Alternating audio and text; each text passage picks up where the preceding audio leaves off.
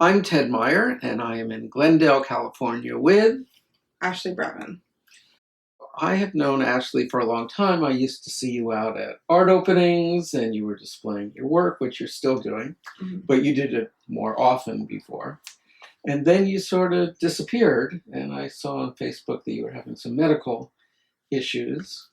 I developed fibromyalgia. We knew that it was coming. My mom has fibromyalgia, and it was building and building and building. Things snowballed.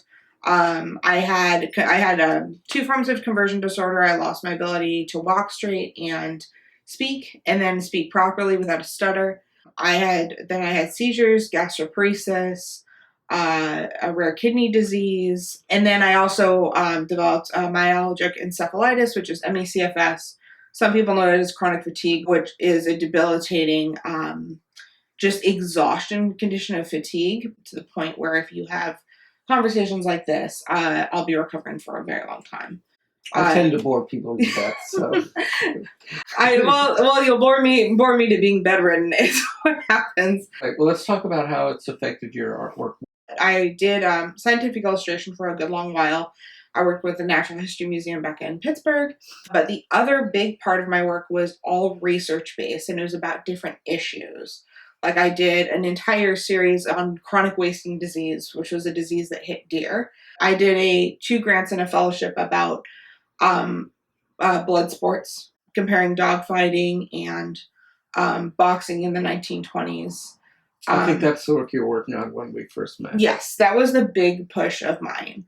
And the whole interest of all of these works is that it's work with political, social meaning. So it actually kind of dovetailed into what I'm doing now. So you've always done work about something as opposed to, I always get in trouble for saying this, abstract or decorative. Yeah. The real work that I love to do is narrative that tells a story. I've done sketchbooks since I was before I can remember.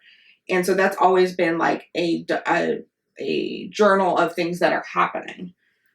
So in a way, the work that I'm doing now is a larger sketchbook works of what I was going through. And I ended up drawing a lot of them when I was in the hospital. So now you're doing work that depicts your illness or the treatment, or what story are you trying to tell? Sure. So I have 2 split bodies of work.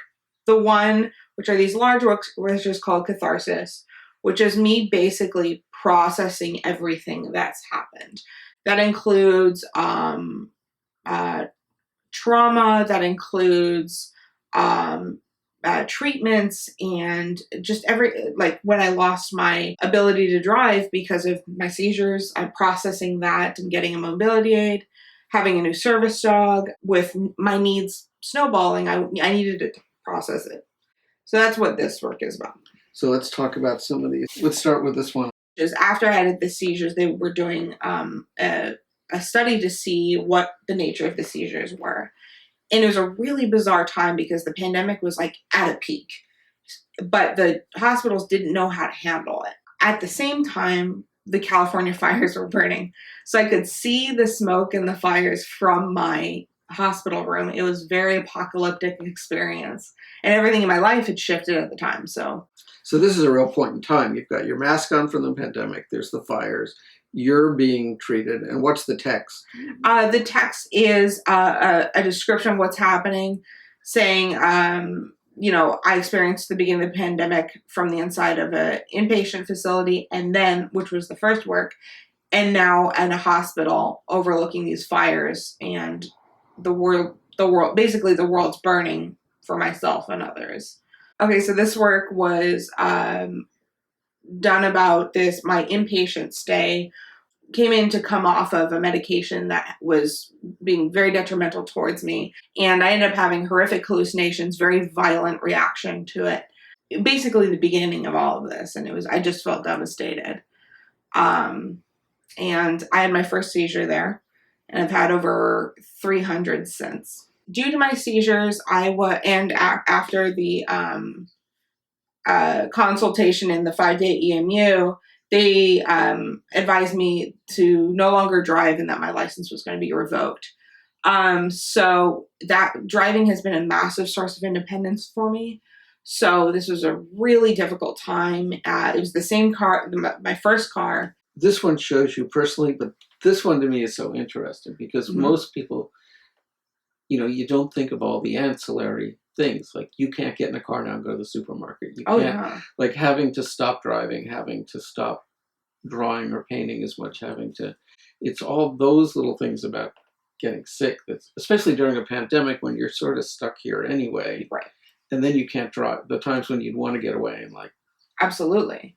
And additionally, because of my pain disorders, I couldn't walk very far. So I was just imprisoned here unless I could get a ride out. And, if I'm making a meal, which now I can't even do because I can't stand that long, I couldn't go and get that one ingredient. It was just, people don't tell you what the impact on your life is going to be when you lose your independence. Now let's talk about the last one with the pill cases. This is called RX Wednesday. So Prescription Wednesday. And the thing about chronic illness and having multiple chronic illnesses is that comes with a lot of medication most of the time. And you have to be, it's so funny because I have two illnesses that create a massive brain fog. But you have to be completely on top of your medication refills. Otherwise, you can actually kill yourself.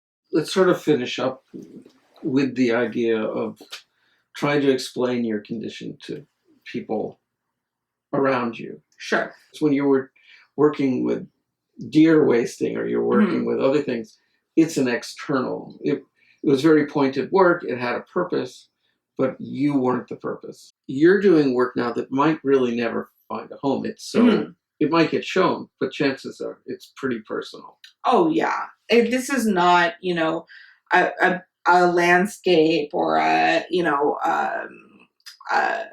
washed surface that looks aesthetically pleasing in your home. I gave that up a long time ago when I started doing research paintings. Yeah. Nobody wants like piles of deer bodies. This is work that I need to make. There's no question about it. Thank you for talking to me. We can cross our fingers that some of these symptoms go away. I would like that. Well, like all of them. just the snap of the fingers and it'll. I kind of give up that idea. Well, it's management. That's what I would really like, is just for things to be managed and how I know how to handle flares versus going to the ER all the time or. Well, let's hope you just keep making art through all of it. Yes. All of us with things, we learn to deal and do our art. Yes. Well, thank you for talking to me. Yes, thank you for having me.